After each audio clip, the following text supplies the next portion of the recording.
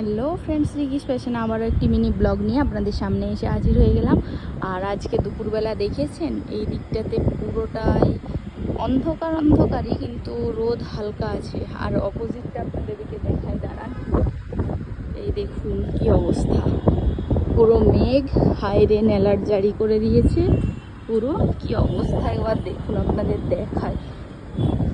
ছাদে এসেছিলাম আর এই অবস্থা। আজকে তো কোথাও বেরোনো যাবে বলে মনে হচ্ছে না, জিমও যেতে পারবো না হয়তো, এত মেঘ। কিন্তু ওই দিকটাতে আবার দেখুন, ওই দিকটাতে আবার রোদ। এখানে এরকমভাবে বৃষ্টি হয় আর মেঘটা চলছে দেখুন, পুরো ঘুরতে আরম্ভ করে দিচ্ছে। আর এই দিক দিয়ে মেট্রো আসছে, ঠিক আছে।